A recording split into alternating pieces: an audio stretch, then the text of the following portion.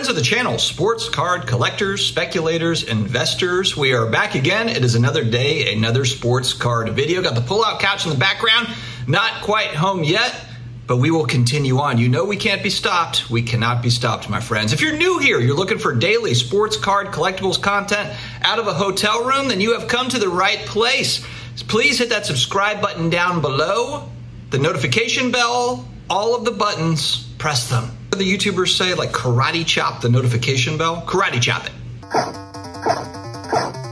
All right, friends, we got a little bit of collector content. My favorite sports card right now in my collection. I wish I had it with me now, as it does bring me peace, and I'm dealing with all the ruckus of my family, all my 4 kids driving me nuts. I'm just kidding. It's been an amazing vacation, but you know how it goes. If you have a big family, there's always ups and downs. We've had, like, there'll be an amazing moment, and then all of a sudden, like, my daughter, like, cut her foot and she needs a Band-Aid, and it's a big dramatic thing. Okay, so on to the video. But before I get started, a monstrous thank you to today's video sponsor, Commsy.com. Your home for buying, selling, and flipping all the hottest trading cards. Their consignment marketplace now home to over 32 million cards, from baseball's biggest stars like Shohei Ohtani, Aaron Judge, and Mookie Betts to Marvel favorites like Spider-Man, Thor, and Captain America. Commsy has something for every type of collector, so make sure to visit Commsy.com today to build your own collection with your favorite cards. Guys, I will have a link to Commsy in the video description, as well as the pinned comments. Go check them out. It's a good time. Favorite card, hands down, and it's not even close right now, although in the next week or so, I will have a rival to this card that I will share in another video here in the next couple of weeks. I thought maybe I would pick up this card at the National, but I think I'm just gonna get it beforehand, because I'm kind of like, do I want to have a big card carrying around the airport and dealing with all that? Not really. So anyway, there's a rival to this card that is coming in the next couple weeks that I will share. But right now, it's hands down 2001 Topps Chrome Black Refractor Drew Brees, numbered out of 100. It's graded authentic, but it is in person signed by Drew, and then it's got the inscription Cool Breeze. Now to me, and I know that I'm biased, here, but I believe this to be the best Drew Brees collectible card that exists. There is only one of these numbered 1 out of 100 black refractors that are signed in person by him so far. Granted, there could be more in the future, but right now, there is only one of these. Would I ever consider trading it or selling it? The only other Drew Brees collectible I would consider for this card is a 10 grade of the same card. So I know, like Jeff Wilson, entrepreneur, for example, recently bought a Contenders rookie auto for him, which is another great card. And he considers that to be the best card based on the fact that Tom Brady's, of course, championship Contenders auto is probably the best modern football card that exists.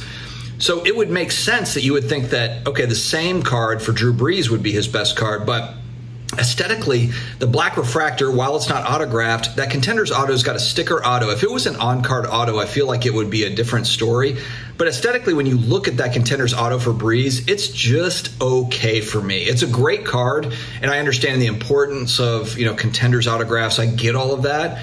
But for me, that black refractor just looks so much better. And then, of course, you've got the autograph that is associated with it. Now, you're like, Dustin, why do you like Drew Brees? If you're new here, I'm a season ticket holder for the New Orleans Saints. I've been a fan since 1987. My dad cursed me with fandom of the New Orleans Saints, and the story goes as is. 1967 was the inaugural year for the New Orleans Saints, and their first kickoff ever, my dad was 12, and he watched them run that back for a touchdown, right? Sky's the limit for the New Orleans Saints. Wrong. We then had 20 years of losing seasons. Archie Manning played through that nastiness, through that mess. But then I actually caught on right at a good time. 1987, we have Bobby Hebert at quarterback. We've got Dalton Hilliard coming on as running back. We've got the Dome Patrol, Pat Swilling and Ricky Jackson, Sam Mills out here just destroying folks. And they actually gave the 49ers a run for their money. At that time, the 49ers and Saints were in the, was it the NFC West at that point? They were in the same division for whatever reason, even though obviously the 49ers were out west. But they used to battle Montana. We used to lose, but it would always be like 35-31 49ers. You know, these were always really tough games. but really fun to watch. So I came into being a Saints fan at a great time because it was after 20 years of losing. They're starting to finally kind of pick it up. And we had a similar kind of instance in 2006 where the Saints struggling under Jim Haslett in the early 2000s with Aaron Brooks. We did okay. We're like 8-8 team. Then all of a sudden we have got Sean Payton and we've got Drew Brees and we're drafting Reggie Bush. And we drafted Marcus Colston in the 7th round, which was an unbelievable pickup. First year under Sean Payton and Brees, they go to the NFC Championship game, lose to the Bears, who eventually lost to Peyton Manning and the Colts. And then ironically, a few years later, we're beating Peyton Manning and the Colts in the 2009 Super Bowl. So I'm a long-time New Orleans Saints fan, which, of course, the greatest Saint to ever play, Drew Brees, he's my ultimate PC. But one thing that was interesting is when I got this card, it kind of stopped me from really wanting to get anything else. I'd reached to the top of the mountain, I felt like. Now, you could say, oh, man, there's gold Prism Drew Brees cards. The 2012 Prism Gold is one, my buddy Drake's PC. He's got that. He's also a big Brees collector. He's got some really, really nice Drew Brees cards. But even that, I mean, it's an amazing card, don't get me wrong. But, I mean, I don't know if I need to necessarily have 10 amazing Drew Brees cards. I mean, for me, that one just kind of nailed it. And then also it made me question, like, hey, a lot of kind of the lower end stuff, do I really need or want all those things? So I've been doing a lot of consolidating, trying to get up into bigger items, and that will really be kind of my focus moving forward. Now, look, I've got probably 12, 15 Brees cards that are lower end that are anywhere from $50 to $500 cards that I love. So I'm not moving out of those. But I've also got a lot of, $30, $40, $75, a couple $100 cards for Brees where it's like, do I want this? Or if I pull all these together and get this larger thing, do I want that larger thing more?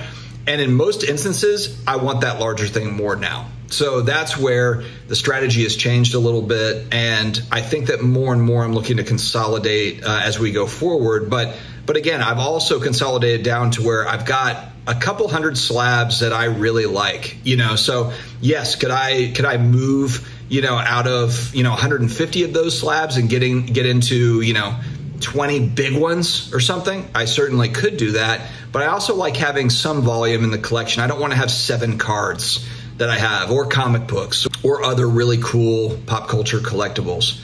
I would like to have a little bit of volume there. So it's interesting, man. It is a tough game trying to figure out. The one thing I love, though, is we pick our collections. We pick how we're going to do it. So it's up to us. I mean, and we can change our minds at any time. It's the one thing in life. I think when you have 4 kids, when you have a bunch of kids, you're trying to figure out what the hell is going on. I have no control.